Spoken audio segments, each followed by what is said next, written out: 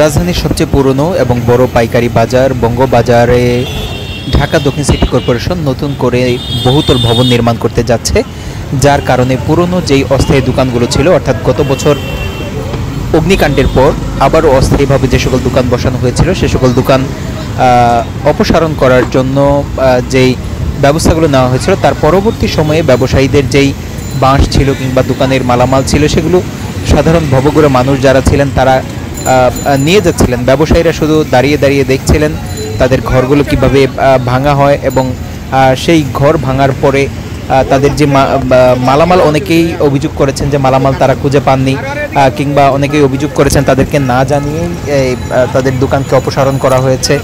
তো আমরাও যারা সংবাদকর্মীরা উপস্থিত ছিলাম তারাও দেখলাম যে যে সকল দোকান নির্মাণ করা বা অস্থায়ীভাবে যে সকল দোকান নির্মাণ করেছিল সে সকল দোকান নির্মাণ করার সময় যে বাঁশ ব্যবহার করা হয়েছিল সে বাঁশগুলো অপসারণের পর সাধারণ মানুষ বা ভবঘুরে যারা রয়েছেন তারা রিক্সা, ভ্যান, অনেকে আমরা দেখেছি সিএনজিতে করেও নিয়ে গিয়েছে। অর্থাৎ ব্যবসায়ীদের যেমন আমরা প্রবাদ বাক্য শুনে থাকি যে কারো ঘর পড়ে আর কেউ সেই আগুনে আলো পোড়া দিয়ে খায়, এখানেও ঠিক কেমন অবস্থাটি হয়েছিল।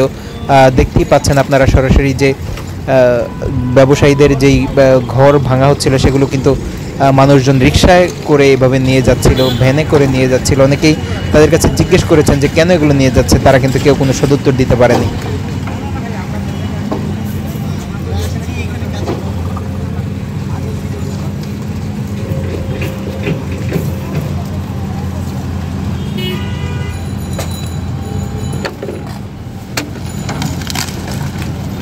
আপনারা কি ব্যবসায়ী? তাহলে নিয়ে যাচ্ছেন যেগুলো? হ্যাঁ, এই কর্তৃপক্ষের সাথে কথা বলেছেন? তারা কি অনুমোদন দিয়েছে?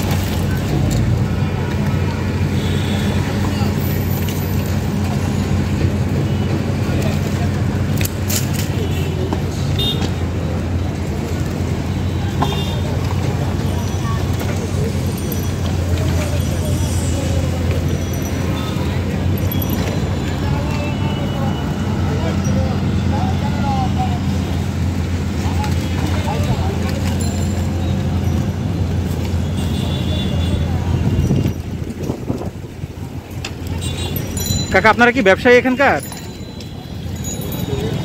কাকা, আপনারা ব্যবসায়ী এখানকার? তাহলে নিয়ে যাচ্ছেন যেগুলো?